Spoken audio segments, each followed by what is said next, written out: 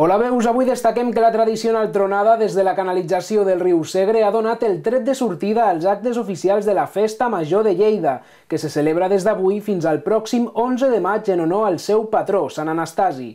La plaça Paeria s'ha omplert de gom a gom de petits i grans que no s'han volgut perdre la lectura del ban de l'alcalde i la cercavila amb els elements del seguici de la festa, els heralds i signífers amb el penó, el ball de bastons, el ball de cavallets, els capgrossos, els gegants i l'omarraco han recorregut l'eix comercial per cridar tota la ciutadania a la festa.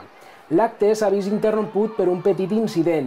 Un grup de joves ha pujat a l'escenari amb pancartes reclamant l'absolució per als 3 joves lleidatans, integrants del grup de suport als presos en lluita de Ponent, encausats per amenaçar un carceller del centre penitenciari de Lleida i per obstrucció a la justícia. Els manifestants també han penjat una pancarta a un dels edificis de plaça Paeria i han fet esclatar una traca de petards al terrat. Res més, veus, només em resta dir-vos que passeu molt bona festa major. Fins aviat.